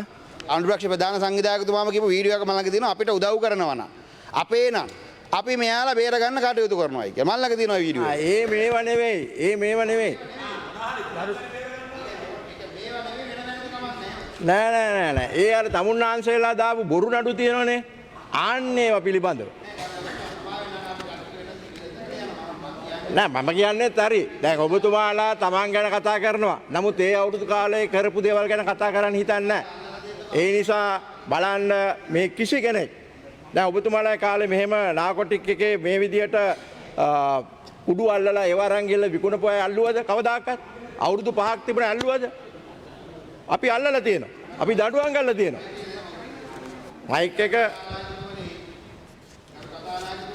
ඔබ ජීසන් මන්තුමා. මම දැන් ඇහුවේ ඕක නෙවෙයි නේද? ඔබතුමාක් කියන්න පුළුවන් එමුතුමා කියන්නේ වෙන කතාවක් කියලා. මම අහපු දෙයට කරු එමුතුමාගේ උත්තරේ මම බලාපොරොත්තු වෙන්නේ. දැන් මෙතුමාට මම ලේසි කරන්න යන්නේ පොලිස් පාර ඇමතිවරයා හැටියට මේ කරන ප්‍රයත්නය, මේ කරන උත්සාහය, මේ රටේ ගෙනියන වැඩපිළිවෙල අසාර්ථක වෙලා තිබෙන්නේ යම් දේශපාලන අතපැවීමක් තියෙන නිසා. ඒ උදාහරණෙම ළඟ ඉන්න ඇමතිවරයාගේ නමත් කියලා මම කියනවා. ඒකට යම හයිය දෙන වචනයක් දෙන්න ඔබතුමා වගේ කියත ඇමතිවරයෙක් හැටියට. මට නම් එහෙම එකක් ආරංචි උනේ නැහැ. නමුත් එහෙම එකක් තියෙනවා නම් ඔබතුමා හරියට කියනවා නම් සොයලා බලලා අවශ්‍ය කටයුතු කරන්න පුළුවන්. හැබැයි මම දන්නවා මමත් මේ පාර්ලිමේන්තුවේ දැන් අවුරුදු 35 40ක් ඉන්නවා. ඉතින් මේකේ මොන කාලයේද මොන යුගයේද වැඩියෙන් වැරදි උනේ පොලිස් නිලධාරීන්ට බලපෑම් කරේ කියන එක මම හොඳටම දන්නවා. ඒ හින්දා පහුගිය අවුරුදු 5 ගැනත් හිතන්න. දැන් FCID එකක් හදලා මොකද්ද කළේ Tamanට ඕන මිනිස්සුන්ට පහර ගැනීම මිසක් සාධාරණයක් නෙවෙයිනේ. නමුත් මේකෙදී එහෙම කරන්නේ නැහැ. මේ පොලිසිය බාර ඉන්න රාජ්‍ය ඇමතිවරයා. ඒ නිසා මම හැමතිසේම සාධාරණ සහ යුක්තිසහගත මං කිසි කෙනෙක් වැරදි ලෙස අත්අඩංගුවට ගන්නවක්වත් කාටවත් කියන්න. එහෙම කරන්නේ වැරදි. මොකද මේ මිනිස්සුන්ට අයිතියක් තියෙනවා. ඒ හින්දා තමුන්ලාන්සේ වල්වට අරන් අහනකොට මටත් වෙන්න උත්තර දෙන්න වෙන්නේ මේ විදිහටම තමයි. කරුණාකරලා ප්‍රශ්නය ඍජුව අහන දේ. ඍජුව තමයි. මොනවද තුනද හතරද අනේ අමතුවා දෙවෙනි එක සමා වෙන්න අපි අර මේ විවාදයට එකතු වෙච්ච නිසා ඔබතුමාත් එක්ක තර්ක කරන්න නැහැ ඔබතුමා අපි මාගේ කරන ඇමතිවරේ මම ඔබතුමා කියන චෝදනා පිළිගන්න කැමතියි මොකද ඔබතුමාත් හැබැයි ඒ චෝදනාව මට කරනකොට පිළිගන්න වෙනවා දකුණු පැත්ත අත දිහා බැලුවම් පෞගිය කාලේ පොලිස් ඇමතිවරයා කවුද කියන කාරණේ ඔබතුමාලගේ ආණ්ඩුවේ ඉන්නේ දකුණු ජොන්සන් ෆර්නන්ඩස් මහත්මයා point of order sir. Sir මගේ නෑ නම කිව්වා. එතුමා දැන් නෙමෙයි ඉස්සලා කිව්වා. ජොන්ස්ටන් ප්‍රනාන්දු කියලා. එතුමාගේ වීඩියෝ එකක් තියෙනවා කිව්වා. අන්න උත්තර දෙන්න. මොකක්ද ඒ වීඩියෝ එක? කටින් කියන්නේ වීඩියෝ එක දාන්න ඕනේ නෑ. එයාගේ මයික් එක දාන්න දෙපැත්තම යනවා ওই කතන්දරේ. ඔබතුමා මාධ්‍යයට කියනවා මෙයාලා මේ බේරගන්න කටයුතු කරලා අපිට උදව් කරලා තිබෙනවා නම් අපේ කට්ටියලා බේරගන්නවයි කියලා වගකිය යුතු මාධ්‍ය ආයතනයක යනවා මන් ළඟ තිබෙනවා. අරු කතානායකතුමනි ඔය කුරුණෑල් ප්‍රශ්නේනේ ඔය. එන්නේ. ඔව් මං කියන්නේ ඇඟිලි දෙයක් නෑනේ. ඒකේ මුළු කතාව අහන්න. ඒකේ මම කියන්නේ දේශපාලඥයන්ට ඇඟිලි ගහන්න දෙන්නේ නැහැ කියන එක. ඒකේ දැන් මේ කෑල්ලයි. ඒ අපේ දිස්ත්‍රික්කයේ අපේම පක්ෂය නියෝජනය කරන අපිත් එකට ඉන්න පක්ෂයක දේශපාලඥයෙක් එතුමා කිව්වා කුරුණෑගල නගරාධිපතිතුමාව අත්අඩංගුවට ගන්නවා කියලා. යම් ප්‍රකාශයක් කෙරුවා. මම කිව්වා දේශපාලඥයන්ට අත්අඩංගුවට ගන්න දෙන්නේ නැහැ. ඔව්ව කිව්වා. ඒක කිව්වා. ඒක හොඳට ඒ කතාව ඔබතුමා අහන්න. මම කිව්වේ පහුගිය රජේ වගේ දේශපාලඥයන්ට නීති අතර ගන්න දෙන්නේ නැහැ කියන එක.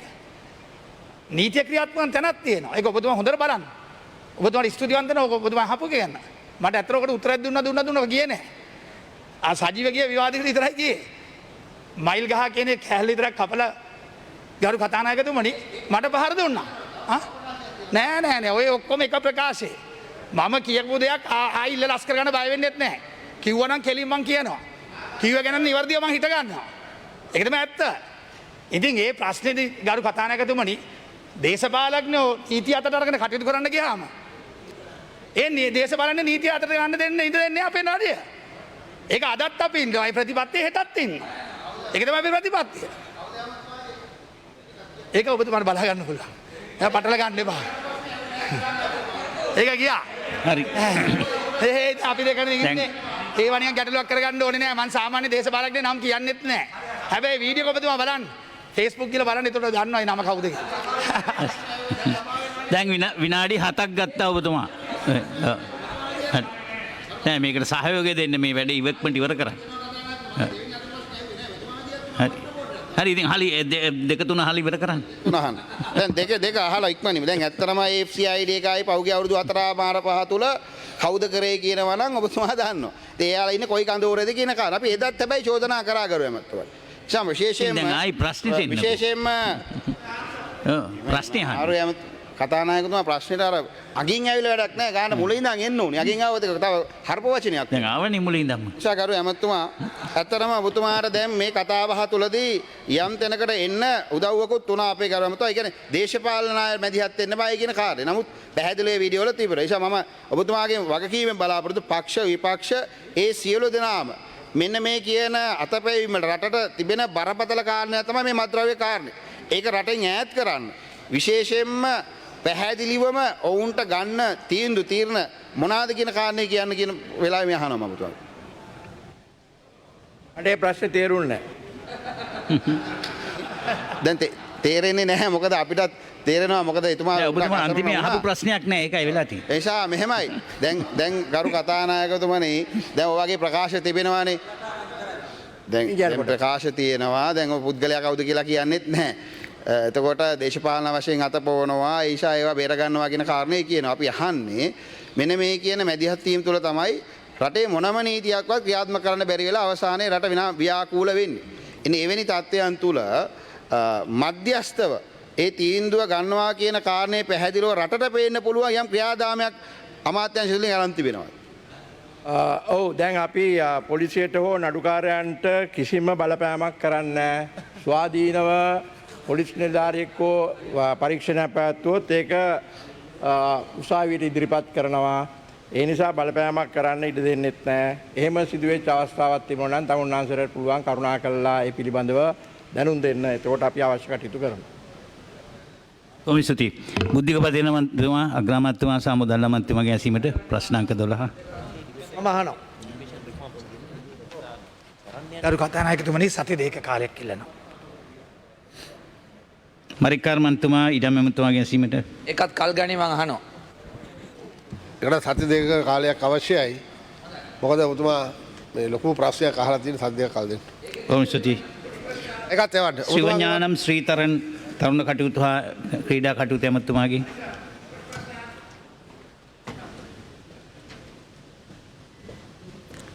நான் கேட்கிறேன் கேள்வியை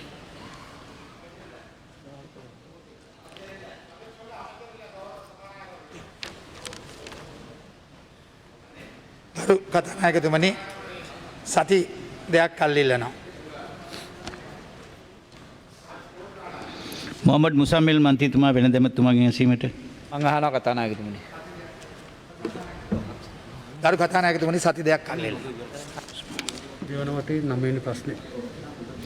වටය 9 වෙනි ප්‍රශ්නය වරුණ ලේනගේ මන්ත්‍රීතුමා. මම අහනවා. සතියක් කල් ඉල්ලනවා. කිරියල්ල මන්තුමාගේ ප්‍රකාශය.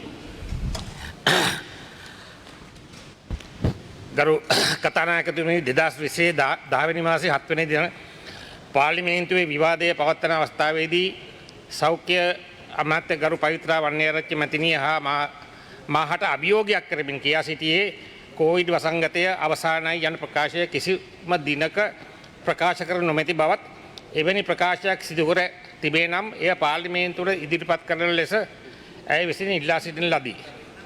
ගරු පවිත්‍රා වන්නේරච්චි මැතිණිය කෝවිඩ්-19 නිවාරණය සම්බන්ධයෙන් 2029 3 දින කරන ලද මාධ්‍ය සම්බන්ධයෙන් උපුටා ගන්නා ලද ශ්‍රී ලංකා ආමි මීඩියා YouTube චැනලයේ කරන ලද ප්‍රකාශය මේ සමග ඉදිරිපත් කරමි. එහි පැහැදිලිව සඳහන් කර ඇත්තේ COVID-19 රෝගය මුළු ලෝකයේම අද සමාජය තුළ පැතිරිච්ච රෝගයක්. මම විශ්වාස කරනවා මෙම රෝගය සමාජය තුළ පැතිරීම සම්පූර්ණයෙන්ම තුරන් කරපු ලෝකයේ එකම රට ශ්‍රී ලංකාව කියලා. එකම රට ශ්‍රී ලංකාව කියලා තුරන් කරපු. ඒ වගේම තවද ඇය ලංකා C News 2024-22 කොරෝනා වෛරසය මෙරට ජනතාව අතර ව්‍යාප්ත වෙන තත්ත්වයක් නොමැති බවත් මහ ජනතාව අතර බෝවීමක් සිදුවන්නේ නැති බවත්ය. ඉතින් ඇත්ත වශයෙන්ම ගරු කතානායකතුමනි වෛද්‍යවරු හැමදාම කිව්වා මේ කෝවිඩ් ප්‍රශ්නේ අවසන් නැහැ කියලා. GMO එකක් කිව්වා MRI එකක් කිව්වා. නමුත් අවාසනාවකට රජය දේශපාලන ලකුණු ලබා ගන්න මේක ඉවරයි මේක අවසానයි කියලා ඒ කෝවිඩ් වසංගතය ආරම්භ කරපුදා ඉඳලා මැතිවරණය අවසන් වෙනකම් මේක සම්පූර්ණයෙන්ම අවසන් කියන සිල්ලර කතාව කියපු නිසා තමයි ජනතාව මේක සෑල්ලුවට බෙදියා බැලුවේ. සාමාන්‍ය ජනතාව රජය කියපක විශ්වාස කරලා අවශ්‍ය ආරක්ෂාව ගත්තේ නැහැ. මොකද රජය කියනවා ඉවරයි කියලා. රජය කිව්වනම් මේක අලුයට ගිනි පුපුරු වගේ තියෙනවා. ජනතාව ඊට වඩා පරීක්ෂා වෙනවා. ඉතින් මේකයි ඇත්ත තත්ත්වය. අනිත් එක දැන් ඊයේ පෙරේදා අර කම්මලක ඇති වෙච්ච සිද්ධිය. මම අභියෝග කරනවා ඒ කම්මලට. අර ඉන්දියාවෙන් ආපු අයගේ ලයිස්තුවයි. ඒ අය නිරෝධායන කරපු ස්ථානවල විස්තර අපිට දෙන්න කියලා. මං අභියෝග කරනවා. ඒ සභාගම ඇත්ත කියනවා නම් ඒක විශාල සභාගමක්. ඒ අය විශාල සේවාවක් රට කරනවා. මම එයාට කියනවා ඒ සැප්තැම්බර් මාස 22 වෙනිදා ආපු අයගේ නන්ලයිස්තුවයි නිරෝධායන කරපු ස්ථාන ටික පාර්ලිමේන්තුවට ඉදිරිපත් කරන්න ආණ්ඩු පක්ෂයේ මන්ත්‍රීවරයෙක් කරා.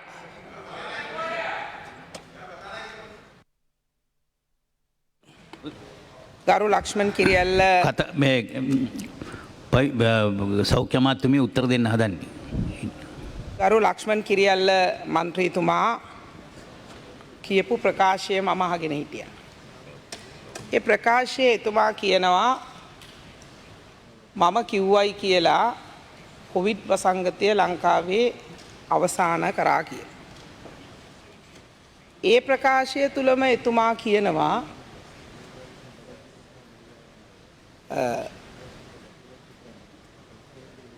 ආමි වෙබ් අඩවියක තියෙන ආමි මොකක් හෝ YouTube එකක හෝ මොකක් හරි එක තියෙන ප්‍රකාශය මේ ප්‍රකාශයේ මම කිව්වයි කියලා සමාජය තුලින් මෙම කොවිඩ් වසංගතය සමාජය තුලින් ඉවත් කරපු රට ලංකාවයි කියලා. ඉතින් මේ ඔබතුමාගේ ප්‍රකාශයේම ප්‍රශ්නයක් තියෙනවා. නෑ මට දැන් මම ඔබතුමාට බාධා කරපු නැති නිසා මට උත්තරේ දෙන්න. නෑ මට උත්තරේ දෙන්න. දැන් මට උත්තරේ දෙන්න. මම මේ ගරු සභාවෙන් මං ඉල්ලා හිටිනවා මට මේකට උත්තරයක් දෙන්න. පොඩි මට වෙලාවක් දෙන්න කියලා. එතකොට ඔබතුමා ජ්‍යෙෂ්ඨ හිටපු අමාත්‍යවරයෙක් අපිත් එක්ක මාත් එක්ක පාර්ලිමේන්තුවේ හිටපු 94 අපි එක පක්ෂේ හිටපු එක සහෝදර එකම පක්ෂයකින් ඡන්දෙ ඉල්ලපු සහෝදර മന്ത്രിවරයෙක්. ඉතින් කරුණාකරලා මට කතා කරන්න දෙන්න. කරුණාකරලා කතා කරන්න දෙන්න. පොඩි ළමයි වගේ. ඉතින් මේ ප්‍රකාශයේ ගරු කතානායකතුමනි කොවිඩ් වසංගතය මම කරපු ප්‍රකාශය තමයි ඔබතුමා ඒ ප්‍රකාශය ඉතුරු ටිකත් අහන්න. ඒ ආමි මොකක් හරි ඔය වෙබ්සයිට් එකේ ඔබතුමා කියන ඔබතුමා මට හොඳට මතකයි මම ඒ කරපු ප්‍රකාශය. ඒ ප්‍රකාශයේදී මම කිව්වා කොවිඩ් වසංගතය ලංකාවේ සමාජය තුලින් තුරන් කරපු රටක් විදිහට අපේ රට අපට මේ වෙලාවේ සලකන්න පුළුවන් කියලා. මට කතා කරන්න දෙන්නකෝ. ඔබතුමා ජ්‍යෙෂ්ඨ මන්ත්‍රීවරයෙක්නේ. ඒ කතාව මම කිව්වේ විශේෂයෙන්ම කාරණා කීපයක් මුල් කරගෙන. එකක් අපි සාමාන්‍යයෙන් ස්ටේජ් අධියර 4කින් තමයි විද්‍යානුකූලව මෙම රෝගය නිශ්චය කරන්නේ. පළවෙනි අධියර තමයි කිසිම රෝගියෙක් නැති අධියර. No cases stage 1. දෙවෙනි අධියර තමයි තනින් රෝගීන් මතුවෙනවා. ඒ අය මතුවෙන්නේ කොහෙන්ද කියලා අපිට කන්ටැක්ට් එක හොයාගන්න පුළුවන්. එන්න ඒක තමයි දෙවෙනි අධියර. තුන්වෙනි අධියර තමයි පොකුරු වශයෙන් රටේ මේ කන්දකාඩු පොකුර, නාවික හමුදා පොකුර එවැනි ආකාරයට පොකුරු වශයෙන් මේ රෝගීන් හමු වෙනවා. ඒක තුන්වෙනි අධියර. හතරවෙනි අධියර තමයි සමාජය තුල ආතක් පාතක් නැතුව හැම තැනින්ම රෝගීන් මතුවෙනවා.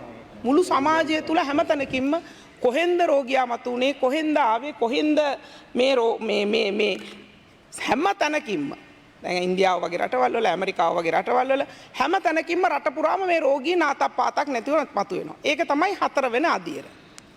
එතකොට මම මේ ප්‍රකාශය කළේ වගකීමකින් අගෝස්තු මාසයේ 2 වෙනිදා අපට ලංකාපුර රෝගියා හම්බුණාට පස්සේ මම මේ ප්‍රකාශය කරන දවස වෙන විට අපි සමාජයෙන් පරීක්ෂා කරලා තිබුණා 25000කට අධික පිරිසක්. ඒ පරීක්ෂා කරපු කිසිම පරීක්ෂණ නියදියකදී රෝගියෙක් හමු වුණේ නැහැ. ඒ වගේම හැම ප්‍රධාන රෝහලකටම අපි උපදෙස් දීලා තිබුණා රෝහල් වල ක්ලිනික්ස් වල දවසකට 10 දෙනෙක් ගානේ ප්‍රධාන රෝහල් වල නියදීන් පරීක්ෂා කරන්න කියලා. එහෙම රෝගීන් අපිට හමු වුණෙත් නැහැ. ඊට අමතරව නියුමෝනියා වගේ ලෙඩක් හැදිලා කවුරු හරි මැරිලා තියෙනවා නම් ඒ රෝගියාගේ මරණ පරීක්ෂණයට ඉස්සෙල්ලා මේ සාම්පල් අරගෙන පරීක්ෂා කරන්න කියලා. එහෙම හම්බුනේත් නැහැ. ඉතින් ඒ නිසා අපි හිටියේ තුන්වෙනි අධියරක හිටපු රටක් තනින් පොකුරු හමු වෙමින් හිටපු රටක ඒ පොකුරු හම්බ වෙන්නේ නැතුව සමාජය තුල කේසස් නැති රටක් බවට පත් වුණා මාස කීපයක්. ඒ නිසා මම කිව්වා මගේ ප්‍රකාශයේදී 9 වෙනි මාසේ 3 වෙනිදා ප්‍රකාශයේ මුලදී කියනවා මේ COVID-19 රෝගය ශ්‍රී ලංකාවේ සමාජය තුළින් තුරන් වූ රටක් විදියට අපි කියනවා. හැබැයි යම් කිසි විදිහක ඒ කතාවේ දිගටම කියාගෙන එනවා මැද පෙරදිගින් සහ වෙනත් තැන්වලින් අපි අපේ ලංකාවේ මිනිස්සු අපට කියනවා රෝගීන් ගේන්න කියලා. මිනිස්සු ගේන්න කියලා.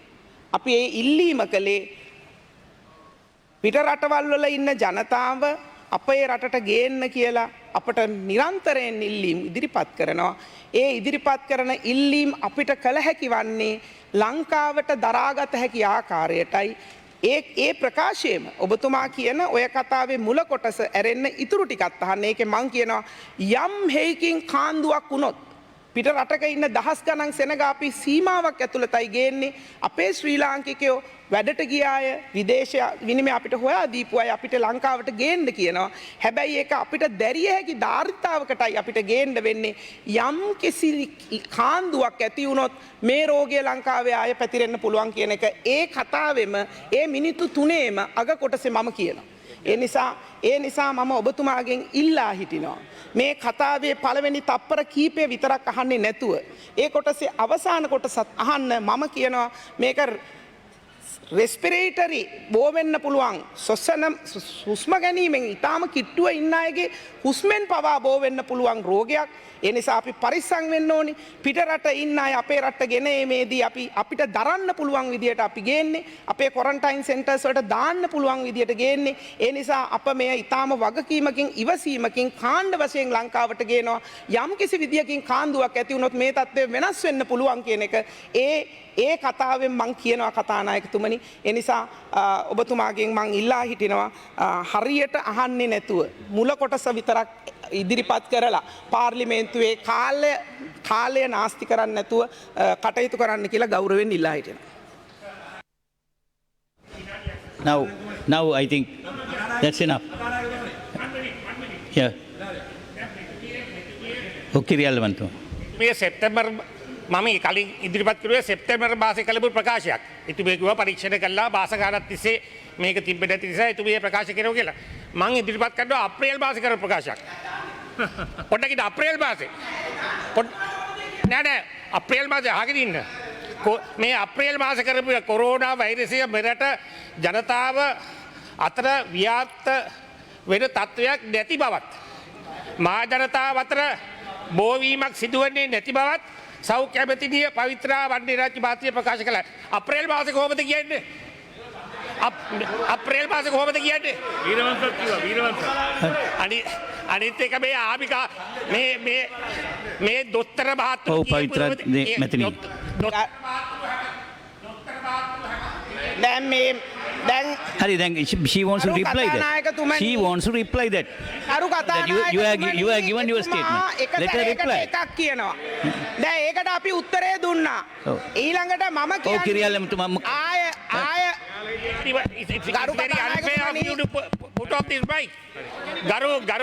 ගරු කතානායකතුමනි අප්‍රේල් මාසේ කිව්වේ මොන දත්ත පදනම් කරගෙනද? Right now you have asked that question. You need not repeat. She will answer about. අනිත් එක GMO එක හැමදාම කිව්වා. MRI එක හැමදාම කිව්වා මේක අලු යට ගිනි පිපුරු වගේ තියෙනවා. මේක ඉස්පතු වෙනවා කියලා හැමදාම කිව්වා. ඒවා පිළිගත්තේ නැහැ ඡන්දෙට. Right, let her reply. Let her reply. Now stop your answer. Right. Thank you. Yeah, you go ahead. කතානායකතුමනි මං හිතනවා මේ සම්බන්ධයෙන් පාර්ලිමේන්තුවේ තවදුරටත් කාලය නාස්ති කළ යුතු නෑ. අප්‍රේල් මාසේ නෑ කියන්න දෙන්න. පොඩ්ඩක් මේ කතා කරන්න දෙන්නකෝ. ඉඳ ගන්නකෝ. මේකට උත්තරයක් දෙන්න. අරු කතානායකතුමනි අප්‍රේල් මාසේ 25 වෙනිදාත් මම අප්‍රේල් මාසේ කවදා හරි මන් දන්නේ ඔබතුමා දැන් ඔය කියන මේ හැම අවස්ථාවකම මං ඊටාම වගකීමකින් ප්‍රකාශ කළේ. ඒ හැම අවස්ථාවකම රටේ තිබෙන තත්ත්වය රට තුල සමාජය තුල හැම තැනකම කිසිම ආතප්පාතක් නැතුව රෝගීන් මතුවෙච්ච තත්ත්වයක් තිබුණේ නැහැ. ඒ තත්ත්වය මම ප්‍රකාශයට පත් කරා නම් පත් කරේ ජනතාව අපිට සහයෝගය ලබා දුන්නොත් අපට පුළුවන් කියලා මේ රෝගය මර්ධනය කරන්න. ඒ නිසා ඔබතුමාගේ විපක්ෂ නායකතුමත් ඒ කාලේ මාස්ක් නැතුව රට පුරා ගියේ රටේ මේ කොරෝනා රෝගය තිබුණ නැහැ කියලා ඔබතුමන්ලට විශ්වාසයක් තිබුණා. ඒ හින්දා තමයි ඔබතුමන්ලා ඡන්ද කළේ. ඒ හින්දා තමයි ඔබතුමන්ලා මාස්ක් නැතුව ගියේ.